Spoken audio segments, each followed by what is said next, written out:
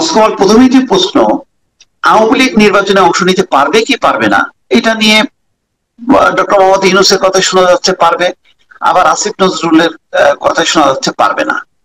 মানে নির্বাচনের আগে কার্যক্রম শুরু হওয়া নেই, মানে এক ধরনের ধোঁয়াশা।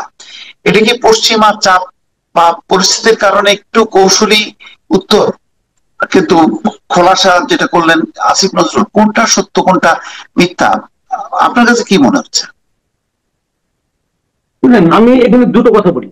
একটা হলো আওয়ামী লীগ নির্বাচনে অংশ নিতে পারবে কি পারবে না, এটা সময় বলে দিবে। কিন্তু এই সরকার, ডক্টর ইউনূসের যে সরকার, উনি এবং ওনার যারা সহচর যারা আছেন, ইনক্লুডিং আসিফ নজরুল, তারা সবাই মিলে এরা চায় না যে আগামী যে নির্বাচনটা হবে সেই নির্বাচনের ব্যালট পেপারে নৌকা মার্কা থাকুক, এটা ওনারা চান না। এটা ক্লিয়ার।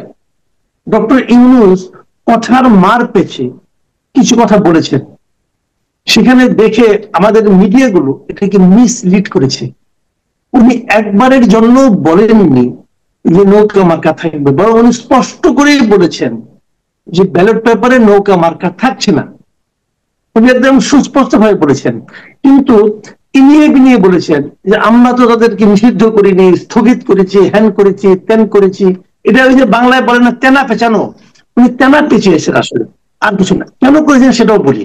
এটা করার কারণ হলো, উনি যদি বলেন যে আমরা ওদেরকে নিষিদ্ধ করেছি, তাহলে ওনার সামনে যে ভদ্রলোক বসেছিলেন মেহেদী হাসান, উনি ওনাকে এমন এমন প্রশ্ন করতেন, জিজ্ঞাসা করতেন এই নিষিদ্ধ করাটা গণতন্ত্রের কোন ফর্মুলায় পড়ে, একটা রাজনৈতিক দলকে নিষিদ্ধ করাটা ডেমোক্রেসির কোন ফর্মুলার মধ্যে পড়ে।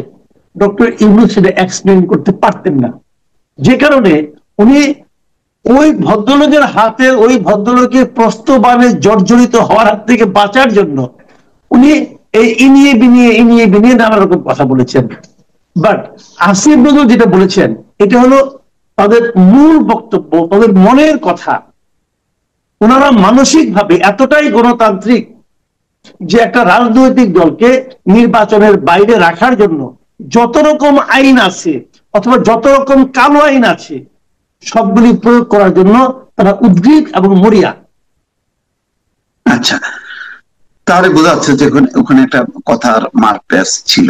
একটা বিষয় আমি আবার বলি, সেটা উনি ওই যে হঠাৎ করে বলেন যে মানুষ তো বলে 5 বছর, 10 বছর, 50 বছর। এই কথাটা কেন বললেন? কারণ এরকম কথা তো শেখ হাসিনাও বলতেন যে বিকল্পকে। তো উনি এই যে কথাটা বললেন, এটা কোন প্রেক্ষিতে বললেন? ওনার প্রেক্ষিতে হলো, আপনি মেহেদী হাসানের ইন্টারভিউটা আরেকবার যদি খেয়াল করেন, আপনি নিশ্চয়ই খেয়াল করেছেন, আমিও খেয়াল করেছি, আমাদের দর্শকরাও খেয়াল করেছেন। তবু একবার জানা কথা আরেকবার একটু স্মরণ করে দিই। প্রশ্নটা হলো, মেহেদী হাসান তাকে বলেছিলেন যে অনেক লোক, অনেক বুদ্ধিজীবী লোক, অনেক বিশিষ্ট বিশিষ্ট মানুষ যারা আছে, জনগণ যারা আছে দেশে বিদেশে, তারা তো বলতেছে যে নির্বাচনটা দ্রুত হওয়া দরকার। মানে দ্রুত মানে 6 মাস দিতে পারলো, আপনারা 18 মাসে দিতে পারছেন না কেন? এই কথাটাকে জাস্টিফাই করার জন্য মেহেদী হাসান কিন্তু নেপালের এক্সাম্পলটা নিয়ে আসছিলেন। হ্যাঁ, এইটা এনে উনি বলার চেষ্টা করছেন। তখন উনি যেহেতু বলেছে কেউ কেউ 6 মাসের মধ্যে হওয়া দরকার, এখন ওনার তো তার পাল্টা কথা বলতে হবে। তখন উনি বলেছেন, হ্যাঁ বলেছে, আবার অনেকে তো এটাও বলছে যে আপনি 5 বছর থাকেন, 15 বছর থাকেন, 50 বছর থাকেন, এদিকে অনেকে বলেছে। আমি এটা হতে পারে 5 বছরের কথা, উনি একবার নামাজ পড়তে গিয়েছিলেন, ওখানে কিছু লোক হয়তো 10 জন, 15 জন, 20 জন লোক হয়তো ওনাকে বলছে আপনাকে 5 বছর চাই, কিন্তু ওনাকে 50 বছর চাই। আমি ওনাকে চ্যালেঞ্জ দিয়ে বললাম, এই দেশের কেউ বলবে না, কোন সুস্থ মানুষ বলবে না যে ওনাকে 50 বছর চাই। বলবে না এই কারণে যে ওনার মতো লোকের পক্ষে 50 বছর বাঁচাটাই ইম্পসিবল। যদি পৃথিবীর নিয়ম কানুন সঠিক হয়ে থাকে তাহলে ওনাকে 130 বছর বাঁচতে হবে 50 বছর থাকার জন্য, সেটা তো সম্ভব না।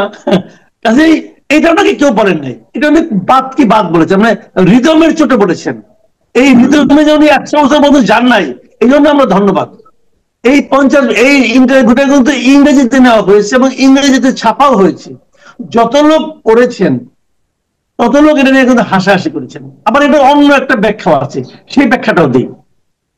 সেই ব্যাখ্যাটা হলো, ডক্টর ইউনূস বলতে পারেন যে 10 বছর চেয়েছে, 50 বছর চেয়েছে, যে 50 বছর চাওয়াটা যেরকম অবাস্তব, দ্রুত নির্বাচনটাকে উনি এরকম অবাস্তব দাবির মধ্যে ফেলে দেওয়ার চেষ্টা করেছেন। এটা হলো মূল বক্তব্য। আসলে আমি যদি ইন্টেনশনটা দিয়ে তাকাই, সে ইন্টেনশনটা ওনার ফুটে উঠেছে তার পরবর্তী একটা বাক্যে, সেটা আপনাকে আমি বলি। ইন্টেনশনটা হলো এটা যে কে কি বলল, কে দ্রুত চাইলো, কে ধীরে চাইলো, কে 50 বছর পরে চাইলো, এগুলো ডক্টর ইউনূস এবং তার সরকারের কাছে ইমম্যাটেরিয়াল। তারা এটাকে গুরুত্বই দেন না। এই কারণে উনি কিন্তু পরে একটা সেন্টেন্সে বলেছেন যে এই অন্তর্বর্তীকালীন সরকারের মেয়াদ কেউ নির্ধারণ করে দেয়নি, কেউ নির্ধারণ করে দেয়নি, আমাদের যতদিন আমরা প্রয়োজন মনে করব আমরা থাকবো। দেখুন এই কথাগুলো কতটা ছেলে মানুষপূর্ণ কথা আমি জানি না, অনেক সময় হয় কিন্তু এরকম, মানুষ যখন বয়স হয়ে যায় না তখন তারা ছেলে মানুষ হয়ে যায়, বাচ্চাদের মতো হয়ে যায়, বাচ্চাদের মতো আবদার করতে শুরু করে। উনি যে কথাটা বলেছেন, আপনি বলেন নেপালে কি কেউ নির্ধারণ করে দিয়েছিল? নেপালের সরকারের একটা মেয়াদ নির্ধারণ করে দিয়েছে? দেয় নাই। সরকার প্রধান দায়িত্ব নিয়েই বলেছে আমি 6 মাসের মধ্যে নির্বাচন দেব, আমি এখানে অনন্তকাল থাকতে চাই না। আর উনি 1 বছর 2 মাস পরে এসে বলছেন যে আমাদের মেয়াদ কতদিন হবে কেউ নির্ধারণ করে দেয়নি। নির্ধারণ করে দিবে কেন? নির্ধারণ তো আপনি নিজেই বলবেন। যদি আপনার মধ্যে কোনো মানে শিষ্টতা থাকে, আপনার মধ্যে যদি কোনো বিবেচনা বোধ থাকে, আপনি তো বলবেন যে যত দ্রুত পারে আমি চলে যাব, তাই নয় কি? আপনি 6 মাসের মধ্যে নির্বাচন দিলেন না কেন? আপনার কাছে নির্বাচন চাওয়ার জন্য আন্দোলন করতে হয় কেন? নির্বাচন কবে দেবেন এটা নিয়ে দর কষাকষি করার জন্য আপনাকে লন্ডন পর্যন্ত যেতে হয় কেন? তার মানে আপনার ইন্টেনশনটা ভালো না রে ভাই, আপনার মতলবটা তো 50 বছরের দিকে।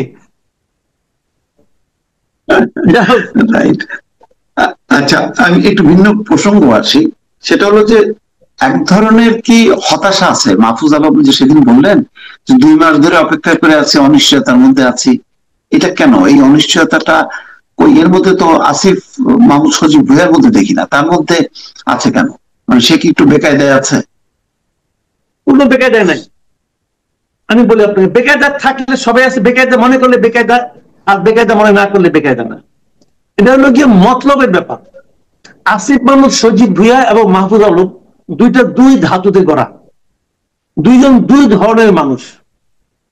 আসিফ মাহমুদ সজীব ভুঁইয়া হলো আমাদের ট্র্যাডিশনাল পলিটিশিয়ানদের একটা চূড়ান্ত ক্যারেক্টার, মানে আমাদের যে লুটপাট করার যে আমাদের যে একটা ক্যারেক্টার টাইপ আছে আমাদের পলিটিশিয়ানদের মধ্যে, তার প্রতিফলন আমরা আসিফ মাহমুদ সজীব ভুঁইয়ার মধ্যে দেখতে পাই।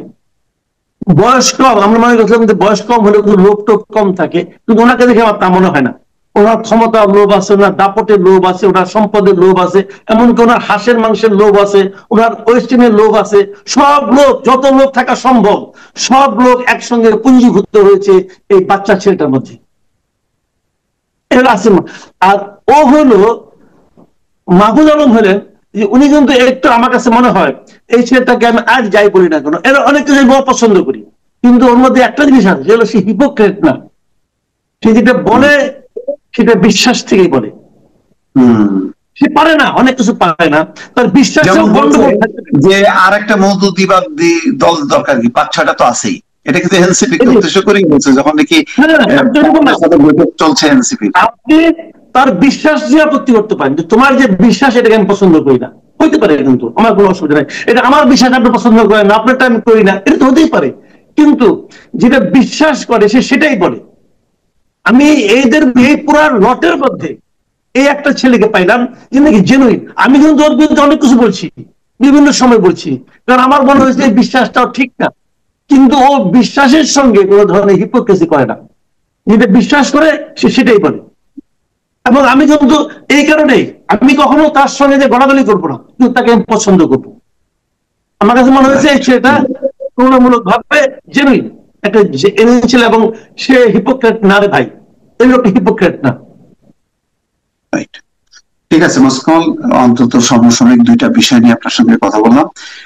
দর্শক, আমরা ছোট ছোট করেই সমসাময়িক বিষয়গুলো নিয়েই আলোচনা করব। আশা করি আর 2-3 দিনের মধ্যে আবারও আমরা মুখোমুখি হব। ভালো থাকবেন। আল্লাহ হাফেজ।